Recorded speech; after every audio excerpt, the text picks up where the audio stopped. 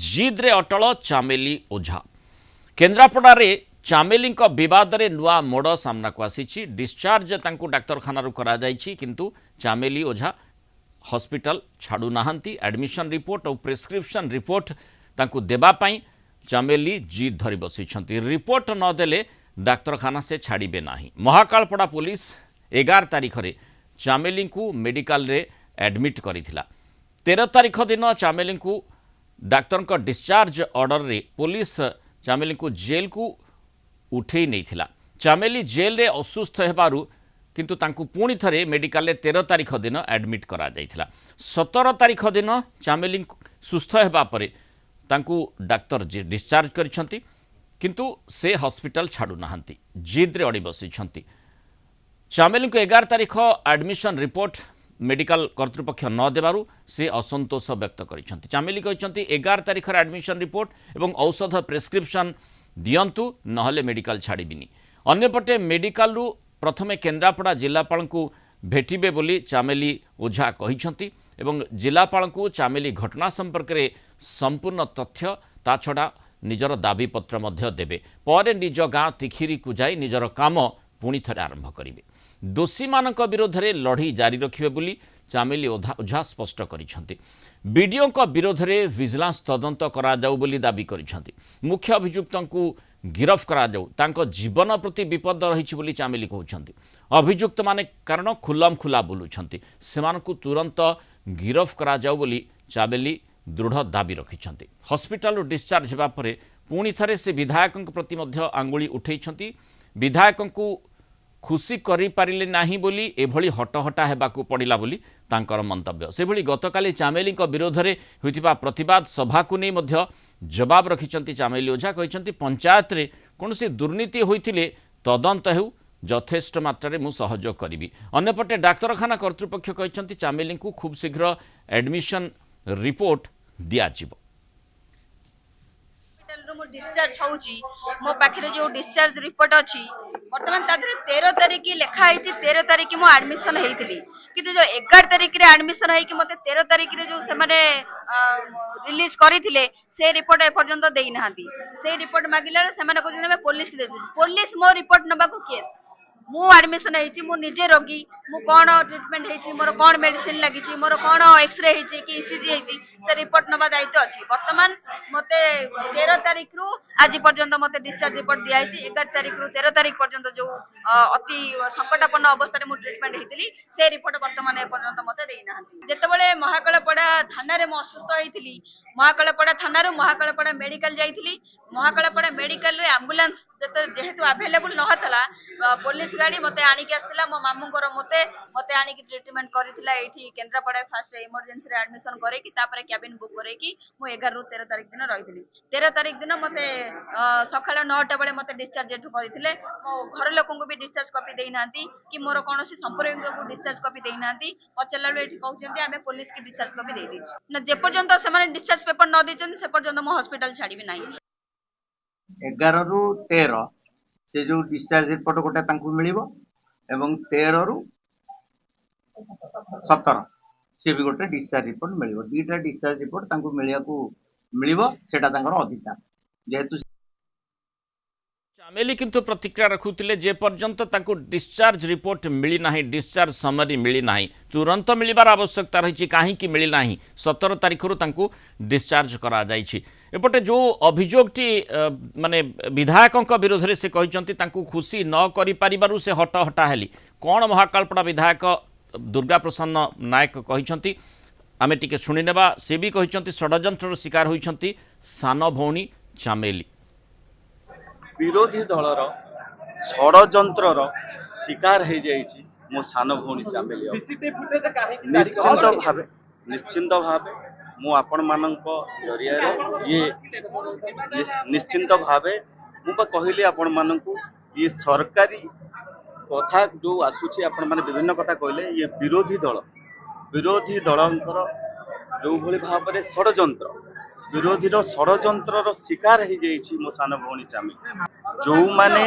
विरोधी दलर नेता अछंती से माने को साधारण जनता आउ काम रे देखिबा को चाहुना से माने केवल कैमरा आगे देखिबा। तेणु जो विधायकों विरोध में चामेली अभियोग करते प्रतिक्रिया देखुले षड्यंत्र शिकार होती सान भौणी चामेली एभली से मंतव्य देउछंती बीडीओ विरोध में चामेली अभियोग रही महाकालपड़ा बीडीओ रवि नारायण आचार्य कौन कहते टिके शुणी नेबा जहाँ तांकर मंतव्य रही जे न्यायिक व्यवस्था तदंत करा से संपूर्ण सहयोग करेंगे बोली कहते। घटना दिन मो चैम्बर रे दुई जन सरपंच भाइस चेयरमैन थिले मु चैम्बर बसली एवं से तांकर समस्या विषय आलोचना करने समय टिखिरी सरपंच आसी उपस्थित हेले तांकर जड़े साथी जड़े सहयोगी थिले लक्ष्य कले तांकर सहयोगी वीडियो रिकॉर्डिंग करुछंती से माने ताकू बंद कले वीडियो रिकॉर्डिंग करंतु नहीं मु भी से लोक कहली जे आपण बिना अनुमति रे वीडियो रिकॉर्डिंग करंतु नहीं किंतु से मो कथा मानिलेनी से माने कहिले जे मोर अधिकार अछि मोर राइट्स अछि मो वीडियो नहीं परिबी मते केही बंद करि परिबे नाही ए भली कथावार्ता समय से जो लोक थिले सेठी उपस्थित थिले सेमानक भितरे जोरदार पाटिमुंड आरंभ हैला एवं एते जोर पाटिमुंड हैला जे मो ऑफिस चैम्बर रे काम करिबा संभव हैला नहीं तेणु मो ऑफिस चैम्बर बाहरी आसी पुलिस को स्टेशन गली एवं सेठी मोर कंप्लेन देइथली एफआईआर लॉन्च कर तदंत हेले जहाँ मोर कर्तृपक्ष निर्देश थे मुझे अनुसार काम करी महिला कमिशन आसले से देखिले जहाँ पचारे उत्तर देइछि। केन्द्रापड़ा रिपोर्टर सरोज परिडा जोड़ी आम आलोचना करबा। सरोज जो भली भाव में आम देखुचे धीरे धीरे चित्र स्पष्ट होउछि चामेली जो भली भाव में विरोध में मामला रुजु होइतिला जामिन भी से पाई सारी एपटे तांको अवस्था सी मध्य धीरे धीरे स्वास्थ्यावस्था तांकर भल होउछि से सुस्थ भी होई सारी हॉस्पिटल रु डिस्चार्ज भी तांको 17 तारीख रे करा जायछि किंतु एबे जो भली चामेलींकर जहाँ जुक्ति रही जे जो भली भाव में खुलम खुला माने जो तांको माने आक्रमण करा जाउछि बा जो भली भाव में से संदेह रे रहिथिले जे तांको जीवन प्रति विपद रहुछि तेणु से आधार रे जो अपराधी माने से माने खुलम खुला बोलुछंती सेइथिपाई सेमानक विरोध रे एक्शन हेउ तेणु धीरे धीरे जेहेतु कथाटी स्पष्ट होउछि किंतु जिलापाल को जहाँ सूचना रही चामेली ओझा भेटुछंती एबे मध्य जिलापाल सहित से रहिछंती बोली आमे जेमती सूचना पाउछे वर्तमान जिलापाल निकटरे से कौन फेराद होउछंती आम कही रखा बर्तमान मेडिकल रु चामेली रिलीफ है परे आसी पहुँची जिलापाल ऑफिस रे बर्तमान अतिरिक्त जिलापाल जो अच्छा रवींद्र मल्लिक पाखे से अभियोग पत्र दौरान सांगे सरपंच संघ अच्छा तेणु कौन अभियोग दौरान आम बर्तमान प्रतिक्रिया नवा देखु बर्तमान मुझे कहि मो सहयोगी देखेबे बर्तमान जे अच्छा अतिरिक्त जिलापाल बर्तमान से मेमोरांडम देइचंती मेमोरांडम रे कौन लिखिचंती बर्तमान एठी उपस्थित चामेली मैडम कहिबे कौन लिखिचंती मैडम जे कहिबे कौन कौन मैडम जे कहि मैडम जे कहिबे कौन लिखिचंती देखो सरपंच संघ तरफ एप्लिकेशन आसी छी 20 तारिख रे विक्षोभ प्रदर्शन करबे कलेक्टर ऑफिस रे आपण आज डीजी की आईडी लिखले कौन लिखिचंती आज्ञा से बाबद रे मु परे कहिबे वर्तमान हम सरपंच संघ सहित हमें डिस्कस करूछु हम लेटर फेटर जोडा लिखि के हम करछु मु परे या बाबद रे आपन को मतामत बर्तमान जेहेतु से अतिरिक्त जिलापाल सहित आलोचना करुछंती सरपंच संघ आनिकी केन्द्रापड़ा बलदेवी को दर्शन करिया परे से आज आछंती जिला उपजिलापाल को भेटिया को अतिरिक्त जिलापाल को आमे वर्तमान अतिरिक्त जिलापाल प्रतिक्रिया नवा कौन कहउचंती आसंतु वर्तमान को सहयोग कबे देखेबे वर्तमान आमर जो अतिरिक्त जिलापाल अछंती सर कहिबे आज आपन पाखे सर कौन चामेली मेमोरांडम देइछे मेमोरांडम यह देइछन प्रति जो मिथ्या मोकद्दमा बा दुर्व्यवहार होइछि सेथिपाई से तांकर सरपंच संघ से माने 20/6/2024 दिन 10टा बेले जिलापाल ऑफिस सामने से विक्षोभ प्रदर्शन करेंगे शांतिपूर्ण धारणा देवे जदि एमानक विरुद्ध रे जो कार्यानुष्ठान न निया जाए जो ऑफिसर माने एथिरे इन्वॉल्व अछि दाबी अच्छी द्वितीय जिनस से सुरक्षा चाहते जीवन प्रति विपद अच्छी सुरक्षा चाहते दुईटा जिन क्यों ऑफिसर के विरुद्ध रे अभियोग करिसंती क्यों ऑफिसर को विरुद्ध रे से अभियोग सेटा लिखित आसिले आमे कहि परिबे को ऑफिसर को विरुद्ध रे से देइचंती लिखित तांकर पिटिशन आसिले आमे सेटा एग्जामिन करिबे देखिबे ऑफिसर को ना लिखित अभियोग आसीबा परे যে